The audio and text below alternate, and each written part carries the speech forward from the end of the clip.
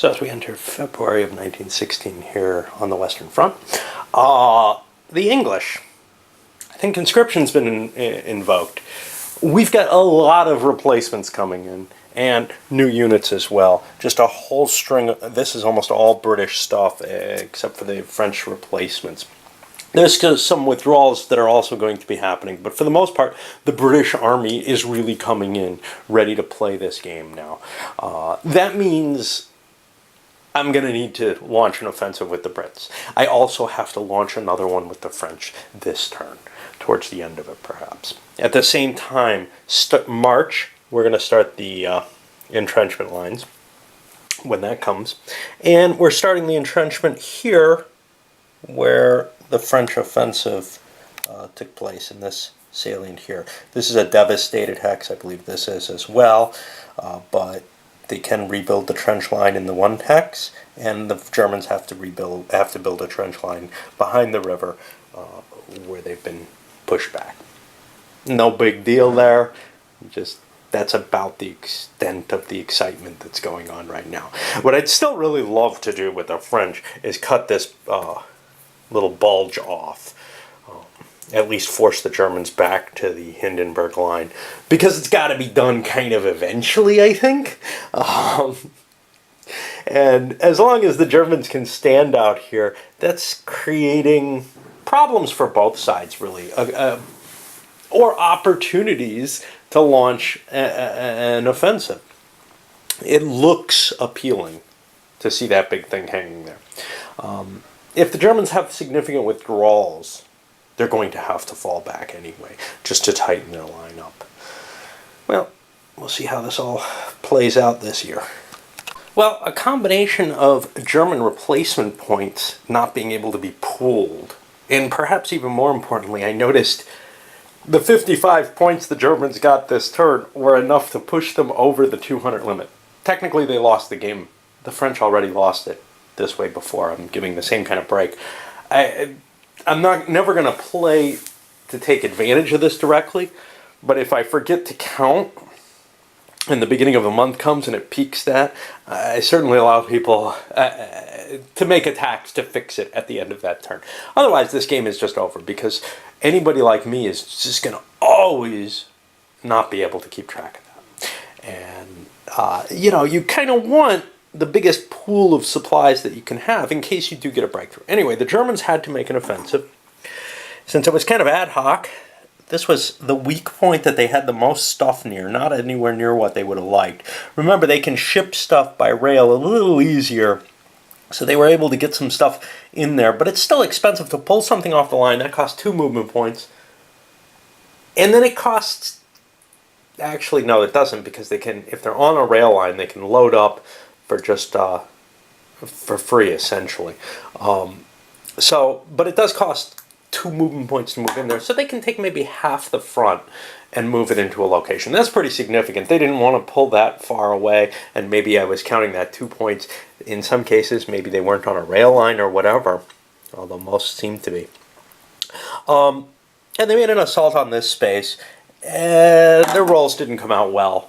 I don't think they had a chance of a breakthrough, but the main thing was to cause some losses to both sides, primarily to themselves so that they can recoup their units, and, cause some demoralization losses to the French that, might slow down the French economy, because that's what this game is really about. And it's kind of strange, the slowing down of the economy by killing troops. It does happen, but there's this whole other aspect of bombing, blockades, and all this going on that's also slowing things down tremendously. But certainly stripping away the manpower, killing the men who are so that more have to be pulled out of the factories or whatever, that was a factor in the war. And it's interesting to see it covered, because most strategic games don't handle that at all.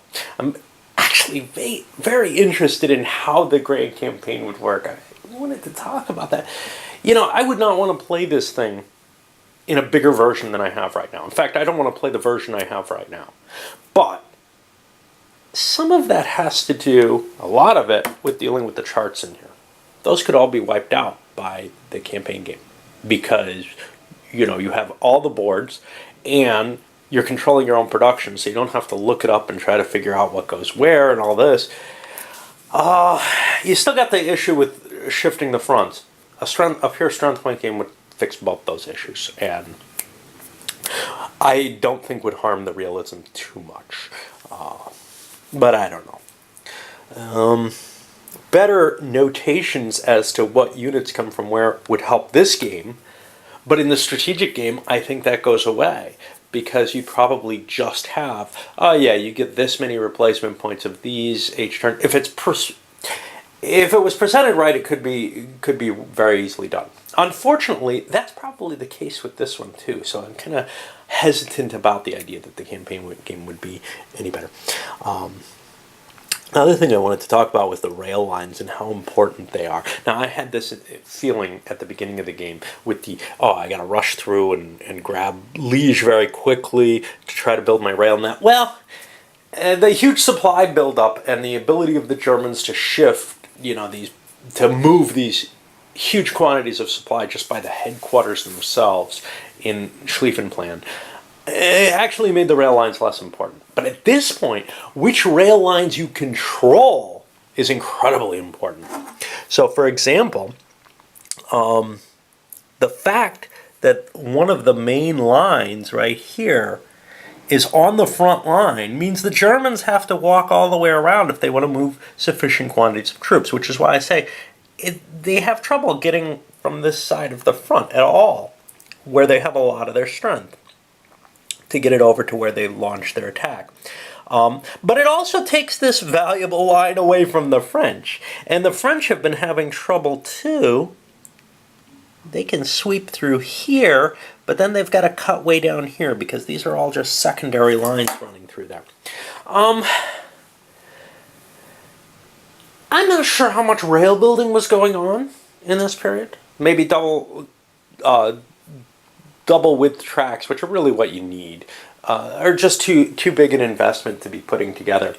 I know that there was limited rail building going on in the Near Eastern campaign, and one kind of hopes that there's some rules for constructing railroads in that, at least. But my thinking along that kind of led me to think, if you've got no rail junctions at all, would you be able, at over a year, a Hindenburg line type investment, to add rail lines, add double track rail lines especially, to the game? That's an interesting concept that I don't know how realistic it is. I think it is. Whether it was done historically to fix some of these junctures on a larger scale, not a small scale, because within a hex, really, if you're on the front line like this, it doesn't seem completely impossible that you could build protections for the rail line as well, but probably not extensive enough to defend you against the big guns, and that's probably what it's representing there. You might be able to get trains through, but not much. Anyway, that's where that's some random babbling and where we are.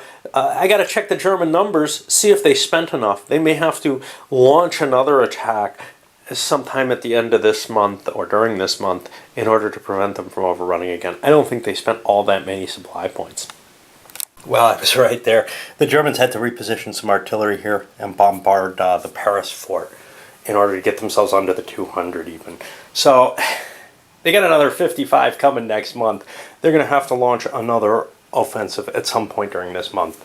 And it could end up down in this region again. This is where all the fighting's been happening, because there are weaknesses in the lines there, and a big force that can be delivered there looks like it has a chance of punching through. Nothing looks like it has a chance anywhere along the main front.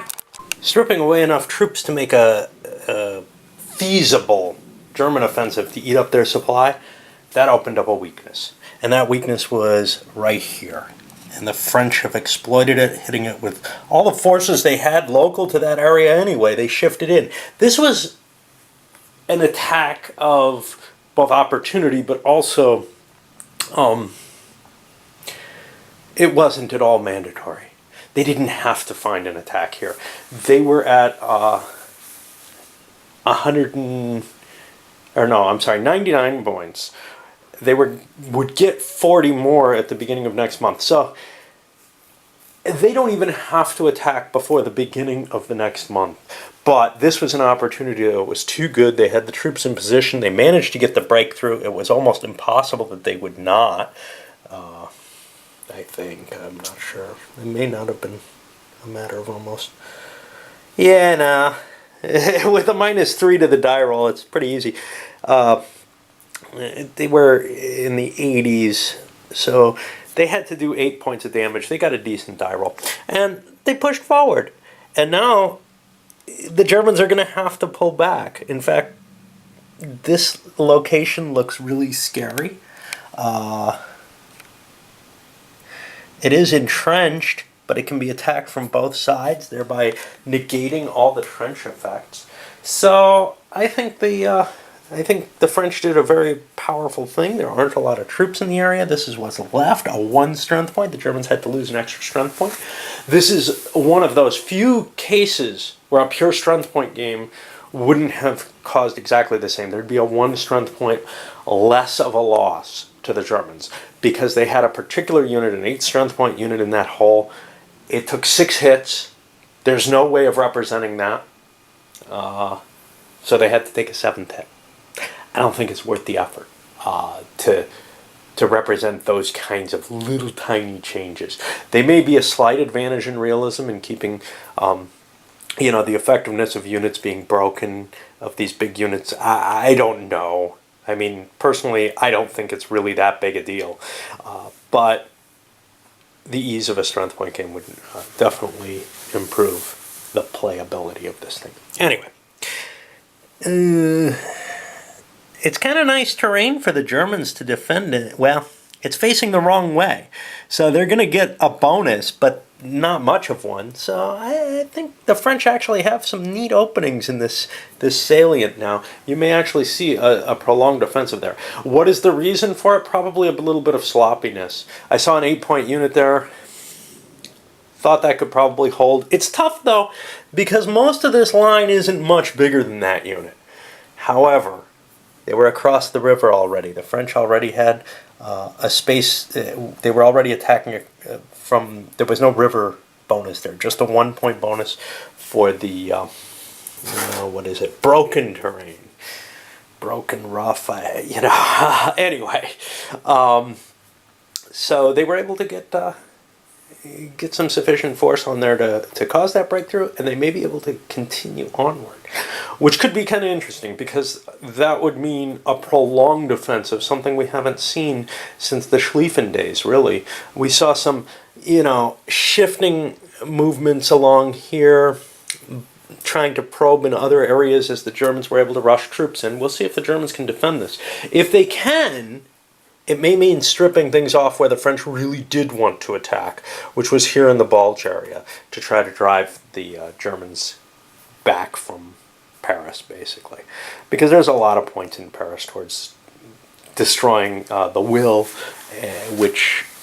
and the productivity, etc., which if Paris hexes started to fall, I think some serious trouble would fall on the French. There's not a lot of locations that are important to capture, especially in France. In Germany there are.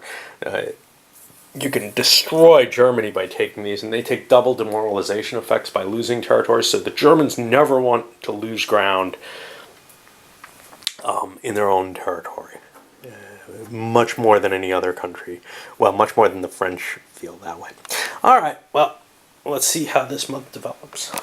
I've got some fiddling to do because I don't exactly follow the sequence of play usually in a game of this kind with this many mechanical things. I got some replacements they got to push out, but I want to show you the French offensive just continues, and they're pounding further towards Luxembourg. They might be able to push around into some really valuable German areas, or at least threaten them. The Germans had a big old stack, a lot of pieces. It looked like 6 pieces. They were all 2-strength units. I was vaguely aware of this, but when I searched through everything as the French, I said, oh, there's an easy place. Sitting right here, right on the, not the most vulnerable location, which is perhaps here, but not in good terrain, No trenches. This is the stuff that they had thrown together to defend there. This is what they could get there. They took losses in artillery, in cavalry. Those are double cost losses. And the artillery doesn't count against their regular losses. So basically what happens is they took their regular losses, retreated, and then the guns are captured and cost double. So they took a lot of demoralization hits for this attack. Very, very effective by the French. On the other side, the English finally launched an offensive up here. Now this isn't going to gain any ground, but it helps bleed the Germans a little bit. They did a little more damage to the Germans than they did to themselves, and they had to do it. Not because of supplies this time, but because of too many men. They've got too many replacements kicking around. They've got the Canadians that they had to take losses on, and some other stuff going on. I hope I have a Canadian in the...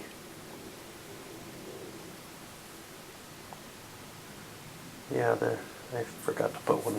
I've got a Brit there instead, which doesn't belong. So yeah, the Allies kind of felt compelled to continue the attacks. For the French, opportunity attack, but in conjunction with the British one, it's going to put some stress on the Germans, and it's actually putting it on some interesting places. Over here isn't really helping. They would have loved to do it on this on the Bulge itself. But it does put a nice threat over here, and it's going to overextend the Germans. They've had to fall back once already. Can they hold this line? There's some fortresses built in there, so it's kind of stronger than it looks. But with all the French artillery, the French can do some artillery attacks on the fortresses and reduce them, thereby weakening the German line enough the Germans have to move troops there, perhaps forcing the fall back here. Over here, again, they're not going to be able to break through if the Germans do any job of defending. They've got a lot of troops in that area.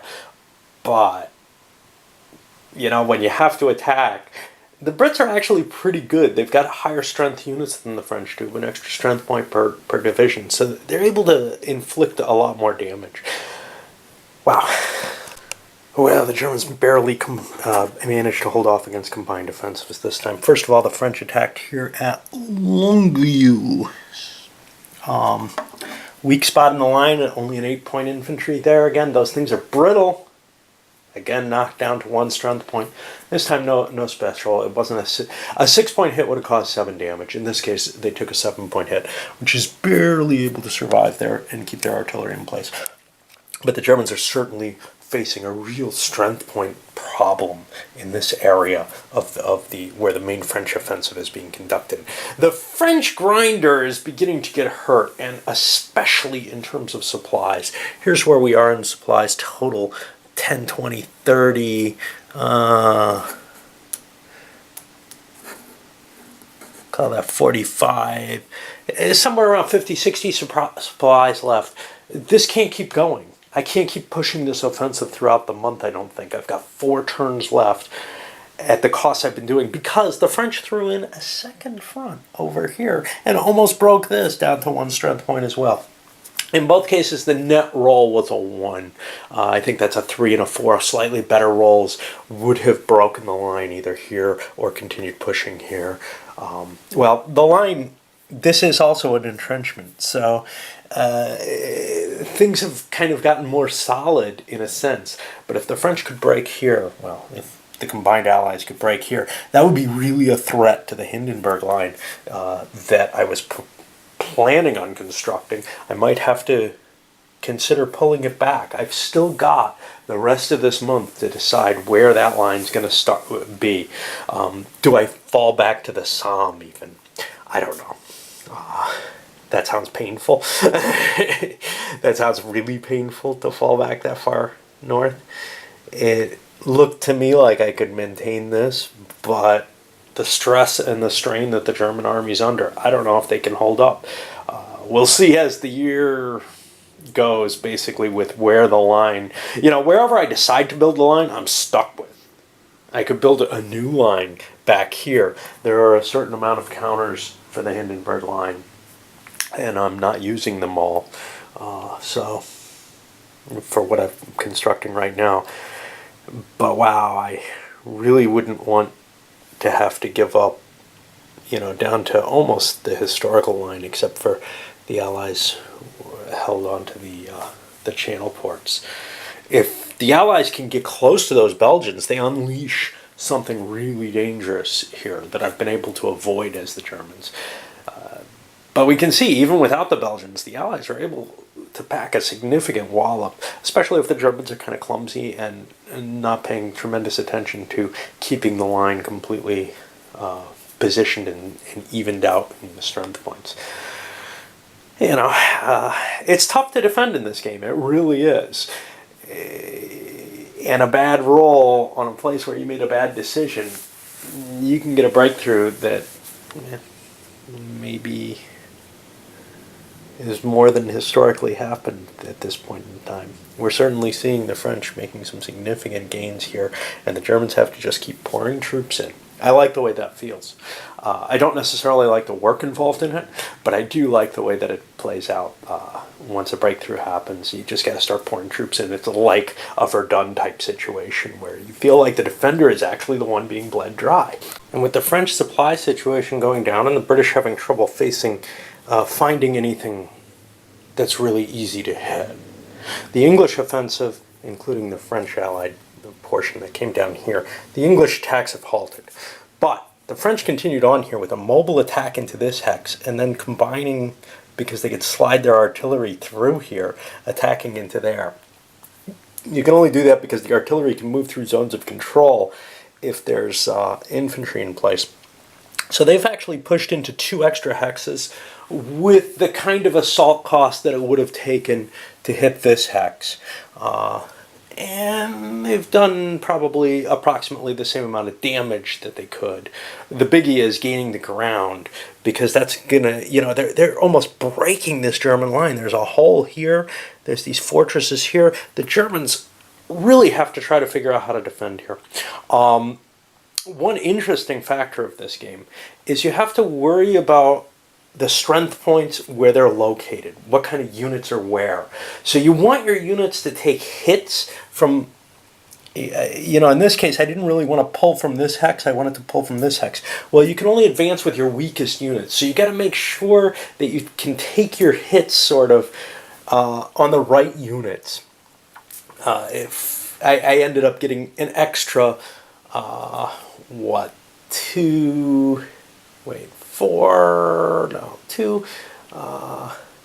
an extra 4 strength points into this hex by juggling the losses that I took on this hex.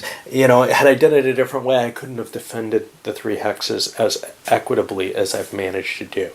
Again, kind of a fiddly little thing that wouldn't be there in a pure strength point game. And I'm not sure how much it adds, because if you really work hard at it, you can do very well with it. But if you don't, you can screw yourself over. And I'm not sure how much, you know, it helps represent the situation to do that extra work. It's not like the supply lines in, say, OCS, where you're really kind of devoting your attack potential by positioning your supply.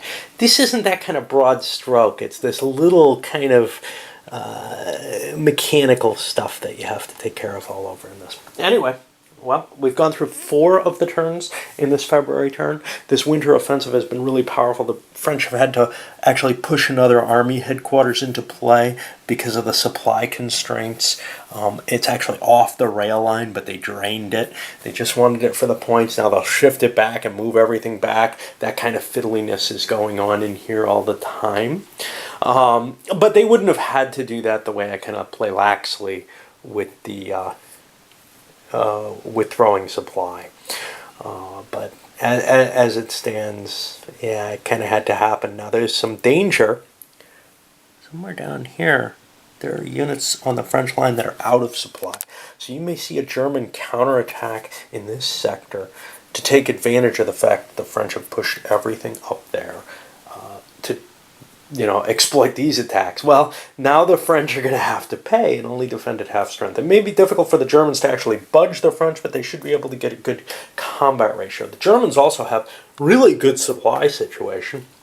So in a sense, they want to burn some supply on attacks if they can get good numbers off of it. The French are taking some heavy losses here to their demoralization points. Yes, they're doing more than the Germans are, but they're also closer to that barrier, and once they hit that, it becomes harder for the French army to actually continue acting, because they won't get the amount of supply points, they won't get the amount of replacement points that they've been getting. A lot of hard choices there. Nice. A German attempt to divert the French attentions, an attack over here in the Vosges, wasn't terribly successful. They did 4 points of damage to 2. It's great and everything, but they had to concentrate some of their forces into here that maybe could have moved up better in this direction. Right now the line up here is not very strong. If the French still have supplies, they'll be able to push through. The reason for this attack was this was one of 2 hexes the French could not supply because of the rearrangement of my commands. Oh, wait, what the hell? Okay, I guess it wasn't. There was a French army there. Well, I'll let it stand with the out-of-supply attack. Truth of the matter is the French did have a headquarters there. I just didn't see it. Yeah, I swear that I was fixated on that and said there's no way they can supply this, but there was. I just didn't see it. Oh, well. Anyway, the Germans would not have made that bad attack in that case. At this point, well, we're going to see if the French can continue their assaults. They've got just this hex. They can eliminate the trench. The Germans should get out of that hex. They don't want to be there. I'm going to pull them out of there because the trench is ineffectual there. All right. So, here's an example of the annoyance factor of the reinforcements charge. Just you withdraw 2 Canadian 4-5 brigades and replace them with an 8-5 division. Exactly the same thing except for one thing. You can't split that division up.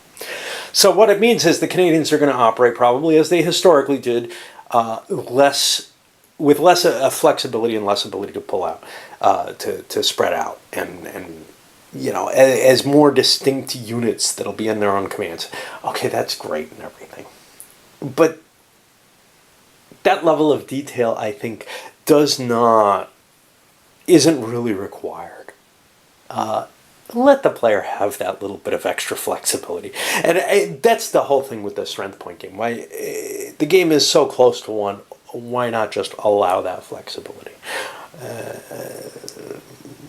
The brittle units, a neat little thing, but is it that necessary?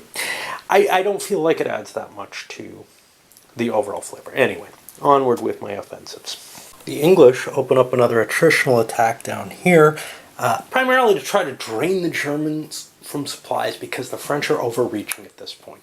It would be lovely if I could get an English army over there, but there's no way to do that kind of transfer. That's a massive effort that takes, probably most of a month to do, to open up a new sector of the front for the Brits. So, the fact that the Germans are strong here is in part because the British are there. So the French launched one more attack up north. They took the city of Luxembourg. That doesn't gain anybody any demoralization points or anything, but there was a weak unit there defending it. They were able to actually do more than twice as many hit points as it had, essentially, but they wanted to guarantee an advance. Perhaps more enticing would be to strike here against this fortress, but because that'll put some effort on the Metz salient down here. But here's the thing. Sure, Metz is worth more than the city of Luxembourg, but Trier is right here, not too far away. The Germans have to defend that, and they've got to, divert troops to this bulge. They're set up to build their Hindenburg line back here, but it's beginning to look like they're going to want it somewhere back here, maybe. I don't know. They can't really afford to give up too much ground there to create too big a French bulge. The Allies have more counters, more troop strength total, so they can actually... The shorter line is an advantage to the Germans, which is why you really want this Hindenburg line in play.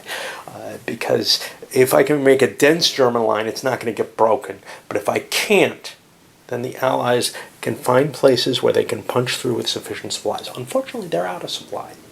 This is something the Germans don't really know. The Allies are acting as though they have a lot of supplies, but the truth is their offensive is probably going to have to halt. They've got some, I don't know, less than 20 supplies total, and they're blowing through a ton of them. What is it? I don't know. They went through close to 20 this turn with the French assault. The English assault was larger.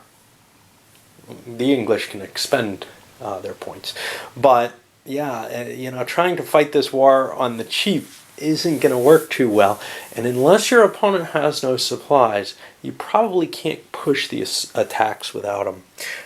But the Germans may have to stretch thinly enough that the French can make no supply attacks. Of course, that's almost tempting the French or the Germans to make a massive assault somewhere along the line, just to do the incredible casualties that you can launch proportionally when the other guy doesn't have supplies. If you can get your massed firepower against them, they're just not going to do the kind of damage. Even if they have the trenches, you can really hurt them without taking much losses yourself. So there's kind of an interesting balance. You start making out of supply attacks, and the enemy knows you're hurting. All right. So that's the end of the 5th turn of February, and it's been an exciting month. Well, now the offensive's ground to a halt, and given the advantages that the French had and the weakness of the Germans, especially in this area, where they could have been attacked by a mobile attack over against this lone unit here, and then the 3 hex side attack against that unit, which would have really kind of broken open the Saarbrücken route. The Germans have to be figuring that the French are low on something. Yes, they could have just, yes, their troops were getting weak. They pulled troops out of there. But they gotta be getting low on supply. Now, they have a problem, which is 1, 2, 3. They're kind of at the edge of their supply line and shifted a headquarters into place. They certainly could have made that attack, though, with what they did. So now the Germans have to figure out, can I land a blow? Now, the truth of the matter is the French actually have a significant amount of supplies, especially in this area, for a defense for one more turn. They just don't have the attack capability. But if I can launch a German attack, there's a possibility of regaining some of this territory. And hexes like this, look at Luxembourg itself, look exceedingly valuable because that cuts my line by a couple of hexes. So if I can throw an attack in there, I think I shall. I'm just not sure I have the amount of force in that area to manage it. Let's see. Well, the Germans did launch an attack. It allowed them to kind of, take losses not on their weakest point on the line there and cause some casualties to the French, making it harder for the French to resume an attack. But the big thing is the French did have enough supplies to continue fighting. There were other factors, too. Let's take a look because things are kind of interesting at this point in the war, 1916. We had a forest terrain. That's a -2/+2 situation to the die roll due to the terrain effects chart, the way that works. Remember, the attacker gets a -2 to his die roll, the defender gets a +2 to his die roll. A little different from how trenches work, but because we're this late in the war, the defender doesn't have to retreat from territory with a -2 normally. But, further little examples, we've got this unit not quite cut off, so he wouldn't have had to retreat anyway because he's got 2 enemies here. See, we're attacking from both directions, which would negate that, except there's 2 French here. So it's just all these different things that meld together. Once you get used to them, they work very, very well. And I really like how the line stability actually manages to operate within this game. I think that works fine. I like the terrain on the map, even if the map looks hideous. I like the way it plays. I've expressed what my grumps are about it. I think it's a very, very good operational game beyond the mechanical problems and then the problems with the rules, etc. Alright, well, the Allies have one more turn this month. I don't think anything's going to happen. Remember, they're still low on supplies. They were able to scrape up enough to defend themselves here, but I think their offensive's largely stopped. Of course, if the Germans don't defend this better, we might see a French resurgence, but right now we're doing a retrenching type period to get those forces back into place. If there's an opportunity, we'll hit, but right now we don't have that chance. We could spend the ammo to make the attack. It might be worth it. I don't know. We'll see. Yeah, no attack. Again, I had the supplies to do it, but when it comes down to it, what do I gain by pushing further this way? I know it's somewhat attractive, but just pushing those troops further and further on, stretching them out thinner and thinner, I'm having a hard time finding enough troops to defend the French line in the north here. I feel like I have to halt. I have to pull back units. I have to start, recuperating the units with all those reserve pieces I have. But I have nothing to build except Cav that's completely off the map. I don't have any lost units. So rather than weaken my line, or as an alternative, try to shift this threat up. The main rail line would get me there, so I would be able to move that into place in a turn. I could pull most of that out of here pretty quickly. But then I lose the whole threat on the Paris sector. Of course, I could push some more Brits into there. And that's tempting. Once the Brits heal, they may take another hex, maybe even 2, in the Paris area in order to take some of the pressure off the French there. Because I definitely have a lot of Brits there. It allows me a tremendous amount of flexibility in just hammering a single hex multiple times with a lot of power. But the Brits don't have a tremendous amount of resources in terms of supply points, so no biggie there, really. It might be better to string them out a little bit more.